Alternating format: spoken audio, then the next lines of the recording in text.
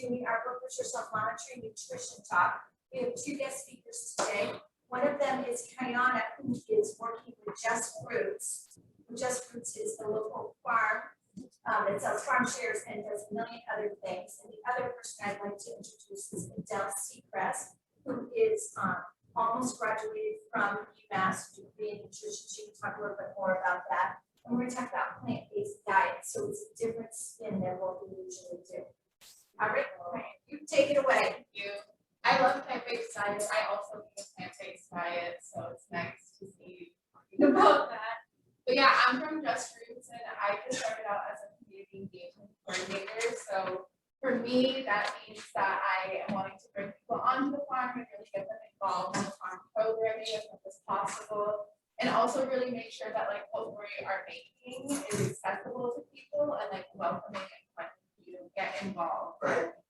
You so understand that like making a switch to a plant-based diet or like making a commitment to cooking with a lot of fruits and vegetables is like a complete change for a lot of people or not something that they are used to. And we want to make that as easy and accessible as possible for people of all different sorts of ability levels. And whether that is coming onto the farm to get vegetables, getting a share, you can get a CSA share that we have for the summer that goes through the fall, and we also have a winter CSA share that extends through May. Right. So almost a full year you can get a box offering from us, and if that is too much, we also have like some market options too, where you can just walk up and get what vegetables that you want to explore and try. And we have a lot of conventional stuff that you would normally see in a grocery store, and then we also have things that you may have never seen before, like a celeriac, which is like a root vegetable that tastes like celery and it looks like a goblet. So celeriac, yeah, which is a root vegetable, but it's not. It's different from the celery plant. Yeah. So we have so many different things, and we also have volunteer hours that are really accessible. We have a farm volunteer program that runs on Thursday mornings called Farming People, and its whole thing is being accessible for physical abilities. So we want to see a lot of different people come on, and we really want to commit to making farming and farm knowledge and access to the bountiful harvest of farm as accessible and easy for people to really be engaging. So, do you have any questions? Things you get in your CSA? Yeah, so it depends on the season, and through the season, it depends on what we're harvesting. So we really try to encourage seasonal eating and try to teach what that means, especially for our region in the Northeast.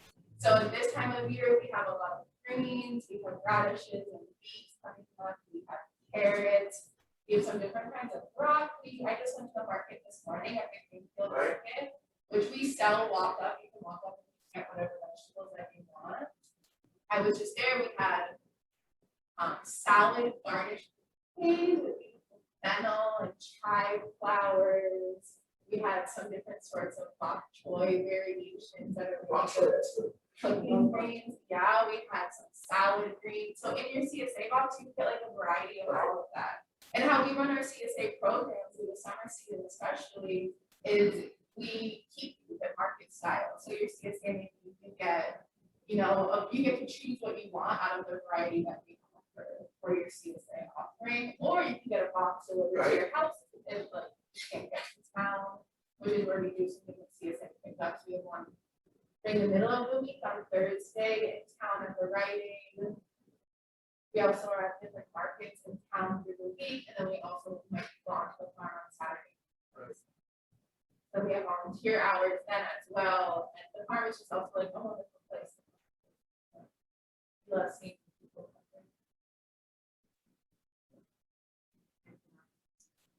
Like, yeah. Have you guys ever been out there, or like, have you been involved? Out where? At Just Fruits? No, I haven't been there. No? No. It's right up the road near Layden on Glenville Drive. Right. It's really nice for community gardens too. And I just started birding, and it's a beautiful place to go look for birds.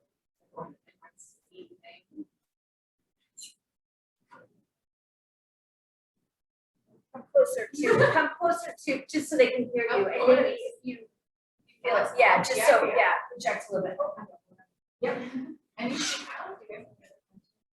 I just want to stand in front. That's what I thought we had. I can hear. Oh, beautiful.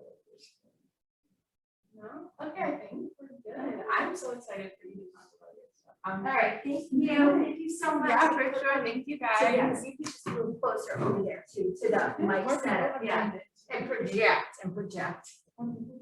Yes, I know, I saw that, that's why they called us and said about, yeah, you can take that off, yep, all right, we're good. Hi, good morning, everyone. Good morning. It's interesting to address people in person and on Zoom. So I wanted to talk a little bit about myself before I jump into our presentation today, just to sort of give you a background and why I'm involved in this sort of thing, where sort of my knowledge base comes from. So I became interested in plant-based diets actually for environmental reasons, and then I learned more and more about different research and different ways people have used plant-based diets to prevent and reverse certain chronic diseases that are really common in the US, things like heart disease and cancer. And I am studying nutrition at UMass in the dietetics track, so I'm planning on becoming a registered dietitian, which is essentially a person who counsels people one-on-one with a lot of credentials. I'm planning on going on doing a dietetic internship, taking the registered dietitian's exam. And I've always had a focus on plant-based diets. I also ran the plant-based nutrition club at UMass for 2 years. And I also just really love to cook, and I've been getting into gardening, so just a little, and I've been getting more interested in sort of a community-based approach. So that's where I'm at right now. And for today's talk, I wanted to do a deep dive sort of into the research specifically on plant-based diets for hypertension. And so that's where we are. And I'm going to see how we change slides on here. I lost a tech person. I might just do it manually. Let's see. So I wanted to talk a little bit broadly about plant-based diets first, before I get too specifically into just hypertension. So the reasons to choose a plant-based diet sort of from a health perspective is they reduce inflammation. So plant-based diets have anti-inflammatory compounds, things like vitamins and minerals and phytonutrients and all these cool chemicals that interact in our bodies, and very specific, very interesting ways that we're still learning to understand. And the plant-based diet has also been used to reverse heart disease. One of the biggest pieces of research that made me interested in going into nutrition was the Caldwell Esselstyn heart study. He took, I think, about a dozen people who had been told, you know, there's nothing more we can do for you. You have 6 months to live. Just go home and say goodbye to your loved ones. And he put them on a plant-based diet. Most of those people are still alive today, about 30 years later, which I think was really amazing. And, you know, people always talk about moderate changes, but I think when people are at such an extreme in life, they're willing to do whatever it takes, and that can be really amazing to see. And then plant-based diets also lower the risk of stroke by sort of the same mechanism by which they lower the risk of heart disease. Essentially, it's healthier for your arteries, you have a better blood flow, and you have sort of less stuff building up. And then also lower risk of type 2 diabetes in a fully whole food plant-based diet, because you're eating actually fewer processed sugars and refined flours and that sort of thing. With a plant-based diet, we really emphasize eating whole plant foods, not just sort of like plant components or processed foods. And you also have a lower risk of chronic kidney disease, which is also really common in the US. It is essentially a problem of an overload of nitrogen from a diet high in meat, puts a really strong strain on the kidneys, which is why a plant-based diet that includes virtually no meat will be a lot healthier on your kidneys and will not take as much effort to digest. Right. And plant-based diets also slow down the aging process, so they provide things called antioxidants, which essentially affect the aging process and slow that down. And then plant-based foods also promote a healthy weight. So plant foods are naturally very low in calories, so you can essentially eat them in basically unlimited quantities, just eat until you feel full, and you're still going to be staying within limits without sort of worrying about how many portions are okay to eat, you know, how many calories are in this. You can generally trust fruits and vegetables aren't going to have very many. And I'm gonna wonder if there's a way I could bring this up. So I wanted to talk about plant-based diets or hypertension and some of the research there. There's a lot of text on this slide. Thank you. But essentially, just to overview some of the most interesting studies out there. There's a lot more research that goes beyond this. But it's the same kind of research. Thousands of people.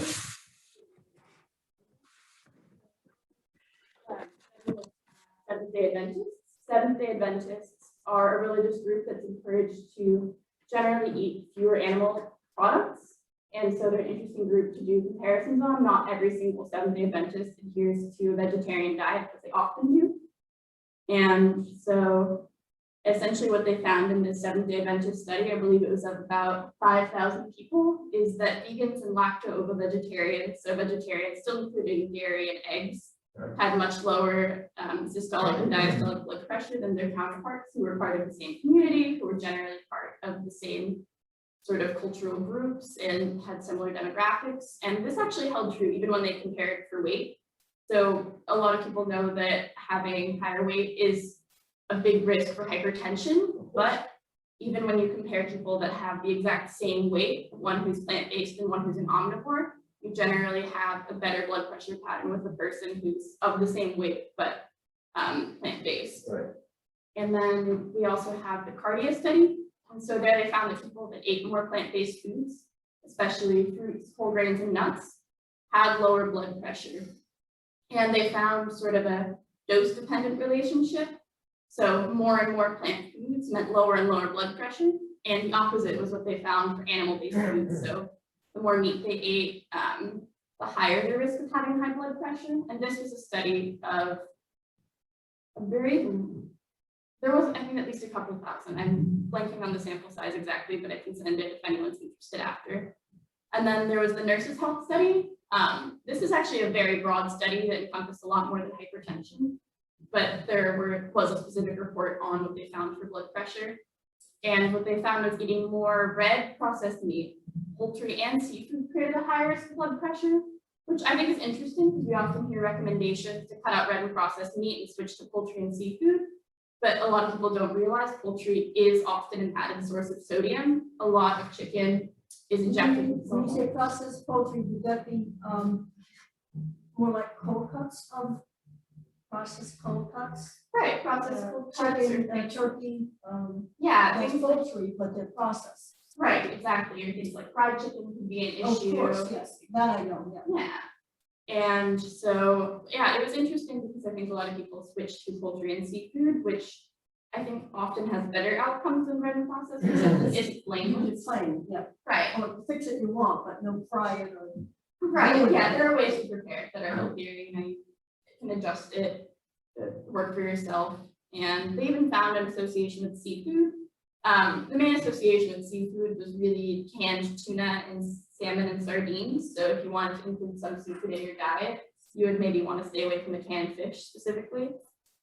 And then just talking broadly about sort of why this might happen, why plant-based diets could lower the risk of hypertension. They help open up the blood vessels. So hypertension is essentially a function of how your cardiac output, so how fast your heart beats and the pressure coming from your heart and how small your blood vessels are.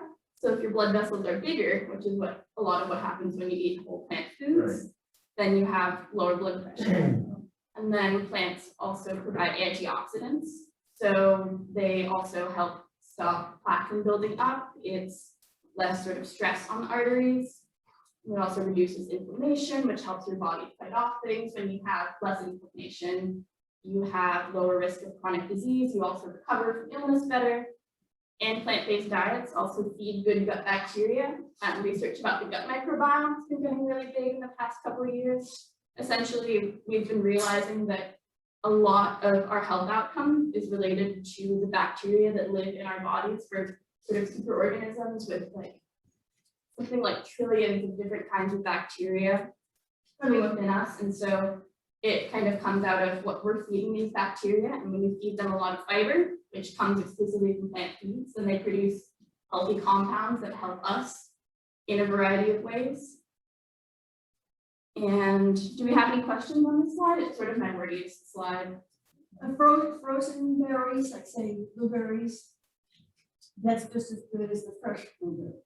Yes, it definitely is just as good as the fresh berries, and it is definitely going to be cheaper, which is great. Oh, yeah. The one thing you want to watch out for frozen berries specifically is added sugar, which a lot of companies are pretty good now about labeling and making sure that you see that there's no added sugar in there. I mean, I'm pretty sweet enough. I don't really know why people add sugar to frozen fruit, but it is there sometimes. I think a lot of people have to eat everything. Yeah, absolutely. All sugar, yeah. Yeah, there's so much added sugar and salt in our And labels, so salt. be very careful about that. And any other questions before we move on? Can I just check the chat, see if there are any questions on Zoom?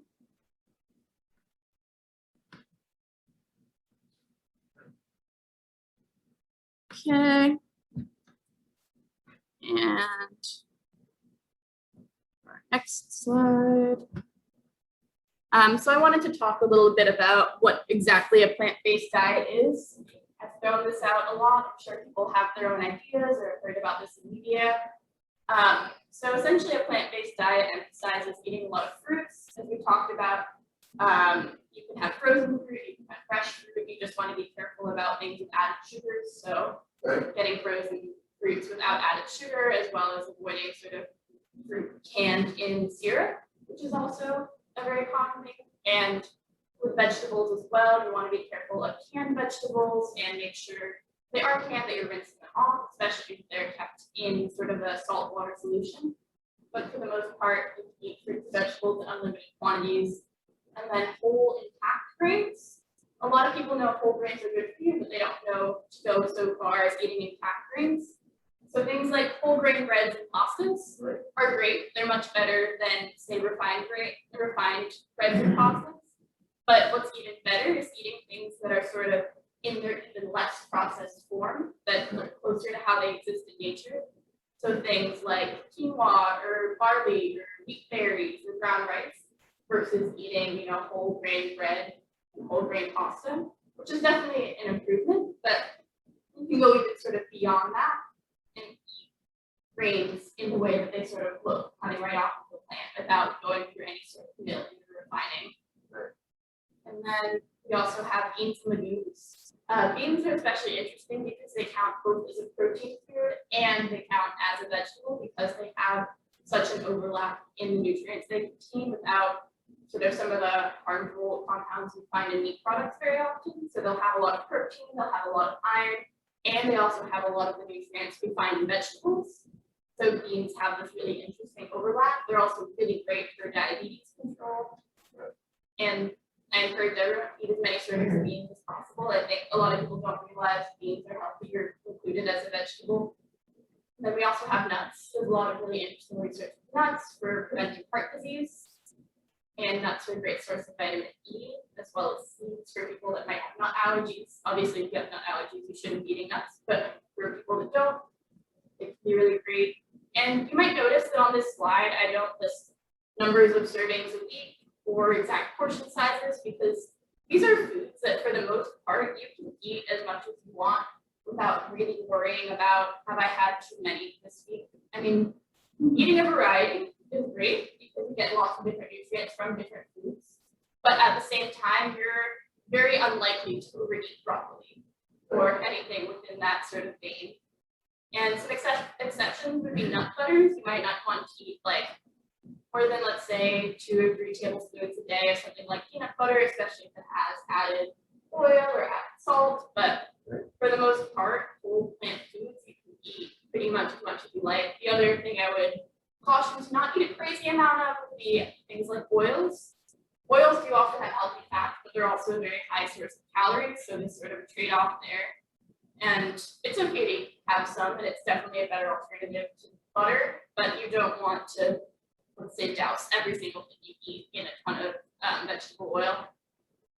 And yeah, I think a lot of people don't realize other foods that they often eat are plant-based. Things like popcorn are a really great whole grain, as long as you're not, adding a ton of artificial butter or salt to it.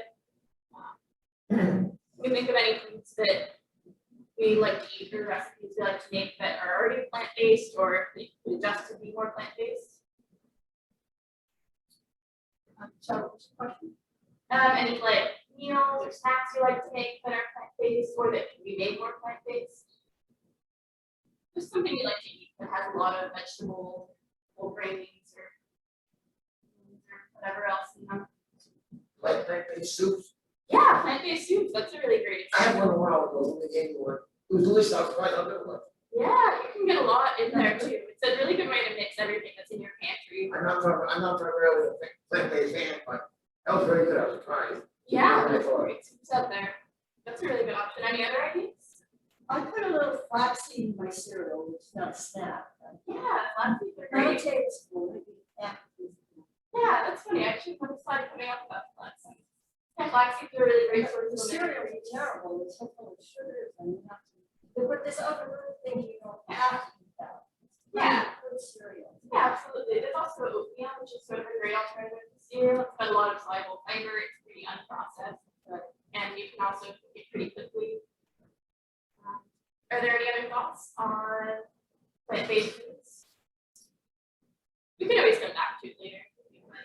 I was also gonna say I love just snacking on things like baby carrots or fruits in the morning. I'll grab mandarins, but they're easy to throw in a backpack and just kind of. It's like a carrot and celery sometimes. Yeah, Especially this time of year. yeah, absolutely. Not sure if you much in the winter, but it's more appealing to me when it's warm. Right, But I right. mean, like, refreshing. Yeah, I agree. I also like to put those sorts of things in hummus too. Maybe like carrot or cucumber sticks. I think Thomas on bread sandwiches instead of making. Gotten used to it. Yeah, that's really great. Yeah, that'll be a lot lower in And saturated it makes fat. it good times. It's different times. Yeah, Roasted and more fun. Fire taste. I'm great. So it's Put it great. on the carrots and celery. Definitely agree. So I'm gonna move on now, but we can always come back to, I'd love to talk more about sort of what we like to eat. So yeah, my next slide is about flax seeds. Which is funny. Yeah, you're already on the right track. So I wanted to talk about flax seeds. There's been a lot of really interesting research with flax seeds for hypertension. So they did things called randomized control trials.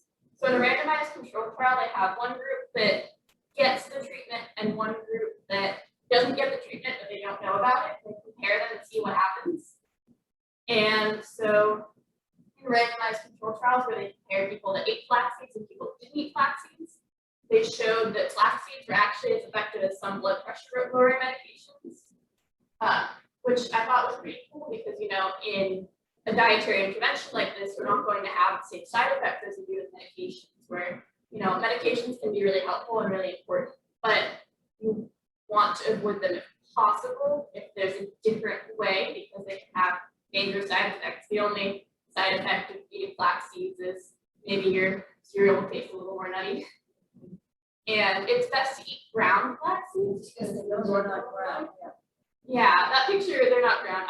I want to put your picture, but You can buy them brown. yeah, you can buy them already ground. You don't need that brown.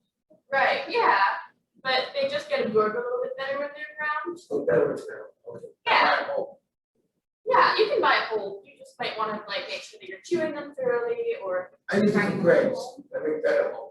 That's very great. cheap, I put the flax seeds in bread. yeah, flax That's all seeds I'm are gonna great. get. That sounds really But I good. don't write it down, I just. Right. Yeah, you can even do a mix of some intact and some ground. If you like the way they taste with fat. And I have chia seeds too, but I don't know what they use for. yeah, chia seeds are great. You can use something like a overnight oats and chia seeds. Oh, no. Can you put chia seeds in food too, like bread? Yeah, absolutely. Yeah, chia seeds are pretty useful too. I think people throw them into those things and want to find a texture. Yeah. They get like a little bit gummy if you take the overnight oats, which I don't mind too much of it. So yeah, and then you can also add flax seeds to things, yeah, like as we're talking about like breads or oatmeals or whatever else. They also don't have like strong taste. You taste it a bit, but I think they're pretty easy to add into foods without sort of feeling overwhelmed by the taste. And even just 2 tablespoons a day will get you to your daily needs for omega-3s. Omega-3s are those healthy fats that we've talked about, or that people talk about in relation to hypertension. And that's sort of why we think flax seeds are good for hypertension. They're still sort of figuring out the mechanism or why it works, but a lot of research has shown that it does. And we think it's because of the omega-3s in flax seeds. But that's sort of the interesting thing about researching foods, where you have all these different things interacting. So it's hard to say, you know, sometimes the whole is greater than some of its parts. But, you know, we know that this helps a lot and that it doesn't have any negative effects. So even if we don't fully understand why yet, it can only help. I think we have something in the chat, so I'm going to check the chat before moving on. Oh, okay. Sorry, I'll stand a little closer. They're telling me it's a little bit hard to hear, so I'm going to stay up here. Is that okay? That's fine. How is it now? It seems better when you're closer to the mic, so let's give it a try. Okay, I'll Thank stay right you. here then. Yeah, no problem. So let's see. And I can go back at the end too to any slides that were difficult to hear. Oh, it's okay, your slides are good. That's why I hung in there. Okay, I appreciate that. And so I also wanted to talk about hibiscus tea. Well, hibiscus in general, but usually people put it in tea. So hibiscus is a flower that has very powerful effects. It has been shown to be as effective as at lowering blood pressure as captopril, which is one of the leading blood pressure drugs out there. And it also helps lower bad cholesterol, so it lowers risk of heart attacks and triglycerides, so it might help weight control. You just want to be careful with very, very high doses of hibiscus. By very, very high doses, I would say going beyond like 6 cups a day. Yeah, hibiscus tea, you can find it in most grocery stores. It's great, and they have it mixed into a lot of sort of very fruity herbal teas. You might already be drinking a tea that has hibiscus in there without realizing. But we think that hibiscus tea helps because it has these compounds called anthocyanins. Anthocyanins make foods sort of, or plant foods red or purple. Right. So we also find them in things like blueberries or purple potatoes or red cabbage. So eating these foods too, you might also get some of this beneficial effect. I don't know, like to the best of my knowledge, I don't think that these foods have been tested for hypertension effects, Right. but it can only help, again, to eat more red cabbage or to eat purple potatoes. So hibiscus tea is really great. They've done head-to-head trials comparing it to blood pressure lowering drugs, and I genuinely just enjoy the taste. I think it's great. It's very fruity. I don't ever feel the need to sweeten it at all because I think it's very flavorful on its own. And it's relatively cheap. I mean, it's around the same cost as most other teas you see in the supermarket. You could probably buy a box of 20 tea bags for about $2. I think they might also sell some fresh. People grow hibiscus flowers in their garden as well. I imagine there's other culinary uses for it. I usually just see it as a tea, but I can dive into what else is out there. And I wanted to talk about beets as well. I thought it was interesting when Hannah was talking before, she was saying that they are going to have beets coming up in their CSA. So that could be great. Maybe get some beets from Just Roots. So beets have been also studied a lot. There were actually 43 different trials comparing beets for hypertension, which is huge. We don't usually get that much research for food. So I thought that was pretty exciting. So essentially the idea is beets provide nitric oxide, which is a helpful compound in food that helps open up the arteries. So like we talked about before with hypertension, it's how small your arteries are and how much your heart is putting out. That's what increases your blood pressure. So when your arteries are bigger and more open, like when you eat beets, it helps the blood to flow, and so you don't have as high blood pressure. And so we think that this is the mechanism by which beets lower blood pressure. It's been researched a lot, so this one we know with a bit more certainty. And beets are actually also really good for athletes. If you're into running or working out in general, it can be great to eat a bunch of beets before a workout. It might help with your stamina. You get a lot of oxygen a lot more easily, so you can kind of keep going, keep working out for a little longer because you're getting more oxygen, so you don't wear out as quickly. So I would not think like pickle bits, okay? Like what? I like pickle bits, okay? Yeah, I think those are okay to eat. I would just keep an eye out for the salt content or what's being added to the pickling juice. But the pickling process itself isn't harmful, it just matters what else is in there with the And beets. beet soup is very good too. Yeah, beet soup is excellent. I love borscht. I love it too. Yeah, Beet greens, I love. yeah, beet greens are great too. I think they would also have a lot of nitric oxide. You can also do roasted beets if you're not into sort of the sliminess of them. I don't mind raw beets, but it's not everyone's cup of tea. And yeah, there are a lot of other cool beet preparation methods. So let's see. Do we have any other questions about our superfoods before I go on? So we've talked about flax seeds, hibiscus, and beets. Okay, so yeah. Okay, cool. So yeah, we have to go out for lunch after this. So I also wanted to talk about, all of this is great, you hear all this and you think, wow, that sounds cool, but I could never do that. And I just sort of wanted to address some of the obstacles people have to eating plant-based, because I think a lot of people think, oh, well, that's great for you, but I could never. And I just sort of wanted to break some of those down and see if we could figure out new ways. So we have taste preferences, we have convenience, we have on the nutrition side, people are worried about protein and iron. We have cultural practices, people might for their cultures eat foods that aren't fully plant-based. And a lot of people think being plant-based is expensive. So what can we think of for sort of how to address these issues? As we were talking about before, your taste changes over time. Because you were saying switching from putting mayonnaise on sandwiches to hummus, you got used to the taste after a while. And that's actually very common. So our taste buds change, people don't realize, based on what foods we're eating a lot. So if you get used to eating a certain way for, let's say, a month, and you're eating that way for a month and you really stick to it and you work through it, your taste buds will change and you'll start to like those foods. Right. And then there is also convenience. It can be tricky. There's not always plant-based options when you go out to eat. It's been getting better, but it's still tricky, especially depending on what part of the country you live in. But if you like to cook, it can help a lot to meal prep and plan ahead and do that sort of thing. There's also more convenient options for cooking, using things like canned beans, as long as they don't have sodium or you rinse it off, or things like instant oats, which can cook up pretty quickly. You just really boil water and add it. And there's sort of different strategies you can do where you do batch cooking and just make a bunch, maybe on like a Sunday when you have more free time, and then eat that food throughout the week. And then for protein and iron, I think in the US, we have a lot of mythology around protein. We always think of it as being very, very important. And while it is important, I think a lot of Americans don't realize protein deficiency is actually pretty rare in the Western world.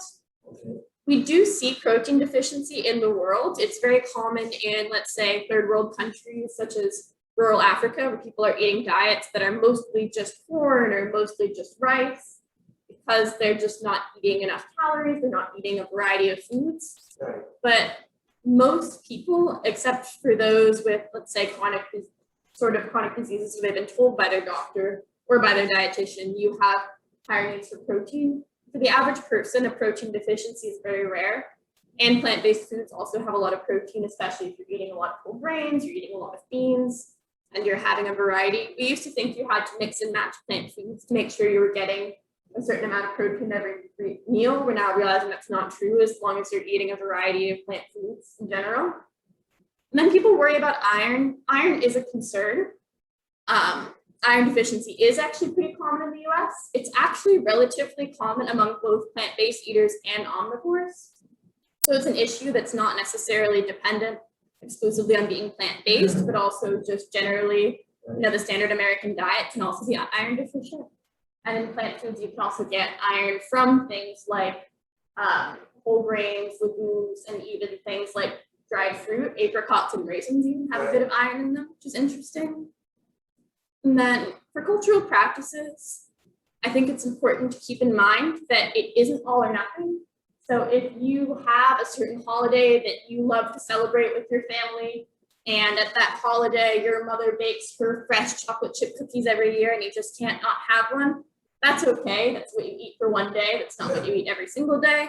And I think we need to be realistic with ourselves about what works for our own lives. And then in terms of cost as well, there are ways to eat a plant-based diet that are cheaper. Doing things like joining a CSA is a really great option, or buying things in bulk. You know, a lot of stores you can buy a ton of brown rice or black beans or that sort of thing all at once and save it as long as you have the storage space. But there are a lot of organizations working towards this and working towards eating a more plant-based diet and trying to make it cheaper.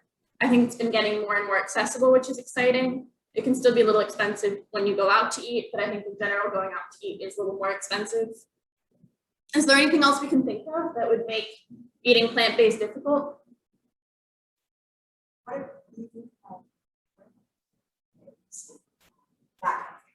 Yeah. So I think you can consume some dairy and eggs and still be considered plant-based. I think the thing about plant-based that people don't realize is it's a little bit different from vegan in that we're focusing on what you are eating, not on what you're cutting out. So if you eat some animal products every once in a while, you're still plant-based as long as you're trying to focus on eating whole plant foods. Or things like vegan, it's almost more of a like ethical practice of excluding all animal products.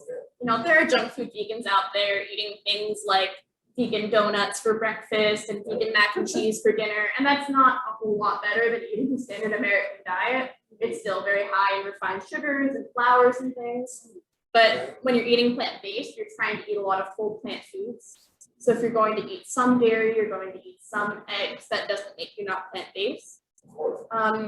I have some mixed feelings in dairy and eggs. I worry with dairy about there are certain compounds that may increase cancer rates with dairy. It depends. They're more active, I think, in things like whole milk than in yogurt. You also want to be careful with potentially if you are eating dairy to choose low-fat dairy, things that are lower in saturated fat. I personally don't consume dairy. I also think it puts a strain on the digestive system. A lot of people don't digest lactose very well, mainly because the human body isn't really meant to. We're the only species that drinks the milk of another animal. And I think to an extent, our body isn't fully designed for it, but we've adapted to do that because we have been doing it for a couple generations. With eggs, I think eating local eggs can be beneficial. It depends on the diet of the chicken. Eggs do often have carotenoids. And I would recommend, you know, something like an egg over something like a really processed, like breakfast sausage sort of thing. So I think it exists on a spectrum. I think you can eat those foods in moderation and not have it be an issue and generally have a healthy pattern if it's important to you to include those in your diet. I think. Well, I don't think I could pull that. Yeah, absolutely. There's foods that are really, that you really like. Yeah, Or a absolutely. little bit on things. Yeah, and I think like moving towards a healthy diet pattern, it's not about what you can sustain being really, really strict for a week. It's about what you think is realistic for you for the rest of your life. And so I think it's really important that you are honest with yourself and say, I'm not going to cut out cheese. And, you know, me or somebody else, a dietitian would say, you know, that's okay. That's how you want to eat. And I'm here to work with you on what you think works for you. I'm afraid that Swiss cheese is better for you than some other cheeses. Yeah, definitely. There's a spectrum of sort of how good various cheeses are for you, looking at things like saturated fat. So big fresh cheeses, things like mozzarella, generally tend to be a little bit better than something very processed with a lot of additives, things like cheddar cheese or whatever else. Yeah, do we have any other thoughts on obstacles or other foods we're confused about? Okay. I mean, yeah, I just wanted to end on a bit of a positive note. Going back to what we were actually just talking about, it doesn't have to be all or nothing. So if you are not eating 100% all plant-based foods, all healthy foods all the time, that's okay. I personally do adhere to a vegan diet 100% of the time for environmental reasons, but I still eat unhealthy foods here and there. I'll have my vegan ice cream or my refined baguettes or whatever else because I like them. And eating healthy isn't about being super strict with yourself or beating yourself up every time you eat something that's bad. It's about being honest with yourself about how much of that you're going to indulge in and checking in with yourself about what's realistic. And so even if you're eating just one or two more servings of whole plant foods a day, that's still a vast improvement improvement and goes beyond what a lot of people are doing out there. You know, one serving of vegetables a day can make a difference in your health. And it's about keeping up the habit daily and sustaining it and doing it beyond, you know, a short period of time where you're really interested in it and then forgetting about it. But I think the more realistic with you are with yourself, the easier it is to stick with it long term. This time of year, we've got this advantage of the fresh Right, vegetables. yeah. We're in a hurry, go to farm stands, we have my own people in our gardens. Absolutely. You want to just buy it, Right. it's there. Yeah, this area is excellent for that. Right. You have an advantage in this. Yeah, there's a lot of really amazing tasting things out there. The really fresh foods, I think nothing can compare this time of year when you're in season. Just starting to get off the ground. Strawberries are coming in too, and strawberries. Yeah, well, I'm really excited for strawberry season. Blueberries too. Coming up. Blueberries, and then a little later in the summer, peaches. I really love peaches, but they're not so good out of season. What about fresh corn when it comes out? That's Fresh corn is good. Yeah, you just want to be careful about what you're adding to your corn, what seasonings you're using. salt and butter. Yeah, a lot of people use a ton of salt and butter, so you want to be careful about what else you're putting on there. There's a lot of other spices you can do instead of salt. I like to do even a little bit of cayenne pepper because I like a little bit of spice. Or if you still want some sort of like, not buttery component, but I guess sort of liquid component to make it a little less dry. I even like to do a little bit of lime. That's sort of a similar thing that they do to, yeah. When the corn is sweet enough, you don't need sugar, I don't know, sugar. You don't need butter, you don't need anything, corn, it's really sweet. Yeah, absolutely. Corn is very sweet. Sometimes you don't. Right, yeah. Yeah. What about canned salmon? I love salmon. I buy a couple times a month, I buy fresh salmon. Okay, I would be Couple careful with meals out of it. Once in I buy a can once in a while. I buy that too, the canned salmon's good, tastes good. yeah, I would be careful with eating too much of that, but I think every once in a while, They love potassium in it. it does have potassium, that's true. There has been, I think I was touching on the Nurses Health study a bit ago that showed eating a lot of canned salmon had a bit of an association with hypertension. They haven't studied it that much. It's not something we don't know. It's hard sometimes these things with association. We don't know cause and effect. But I would be a little bit careful with eating a crazy amount of it, but I wouldn't say it's something you have to cut out. Just, I wouldn't go beyond, let's say, 2 servings a week of it, and maybe space those out on different days, so you're not getting Yeah, I too get much one. several lunches or a salad out of it, or make salmon patties. Yeah, What's in these, especially me, my Yeah. son lives, he doesn't like salmon, so I have okay. the whole thing. And I salmon, fine. Yeah, and if you want to pair it with whole plant foods too, you could serve your salmon on like a bed of brown rice or with some spinach And and it's also, yeah, with the big salad, it's with everything. yeah, I think with a mix of plant foods, it is bad in and of itself. I would just caution against, you know, having a ton of it or having that as a staple thing that you eat every single day. No. Yeah. Do we have any other questions? I was just saying something about fresh salmon and frozen salmon, it really doesn't matter, does it? I don't think it makes much of a difference nutritionally. There might be a few nutrients that are Size altered. wise, it's a big difference, so I Exactly. just frozen salmon, 4-ounce piece, compared to buying it fresh. Yeah, I think that's a fair trade-off, you know? Gotta buy the wild caught, not the farm raised. Right, yeah, the wild caught's gonna have a lot more helpful compounds because it's going to be Farm eating raised right there. real plants. Right, yeah, I mean, they're just eating, you know, factory-made pellets when they're Yeah, farm raised. Right. So yeah, those are all the slides I have. I included some of my sources. If anybody wanted me to email some of the studies or research that I was talking about, I'd be happy to do that. I was able to access a ton of research through PubMed through my UMass account. A lot of these files, I think if you click on these links, you might not be able to access them, but I have all the PDFs downloaded myself, so I could just forward them along to whoever is interested in reading more. They're a little bit dense. I've, you know, preferred doing a PowerPoint over sort of sharing these articles. They're very scientific journal articles, a lot of very dense information that it's a little bit, yeah, it's a little tricky if you're not very interested in the science behind it. But, you know, I like to cite my sources. I think it's important that people remain credible because there's a lot of bad research out there. There's a lot of, you know, sort of information that doesn't tell the whole story. So I just want to be transparent about where I'm getting my information from. But yeah, that's pretty much all I have prepared.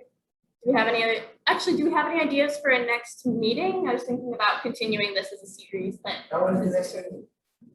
It wouldn't be until July. I have to talk to Jane about figuring out an exact day to make it happen.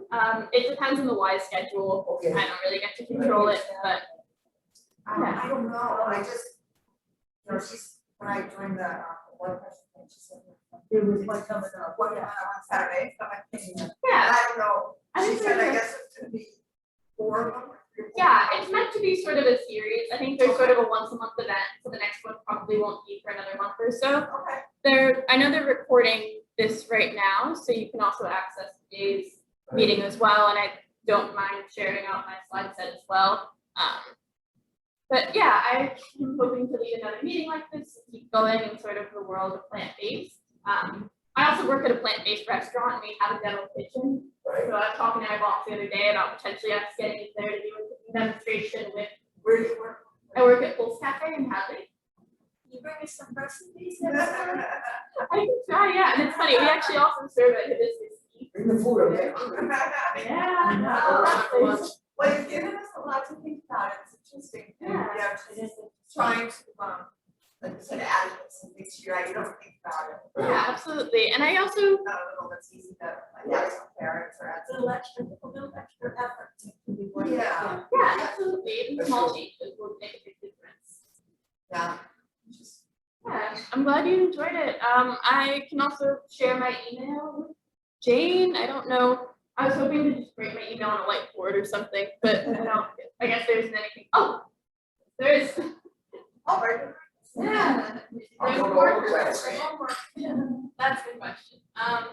Well, my email is acecrest, A-S-E-C. I don't have a computer. Oh, okay, gotcha. I'll come to all the classes. Okay. If Jane lets me know. I'll Yeah. come to I'll tell Jane that she can share out my email if she likes. Tell Mike, once in all the classes. I don't know, Okay. Sounds good. I'll tell her that Mike wants to come to all the classes. So, Okay. yeah. Thank you guys so much for coming. We really appreciate it.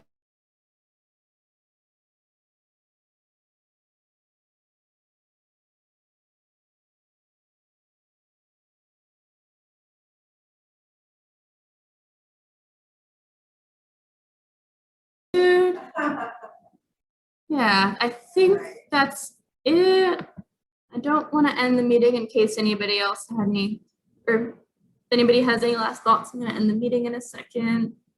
If I can figure out how to use Zoom. This is not my computer, so it gets interesting.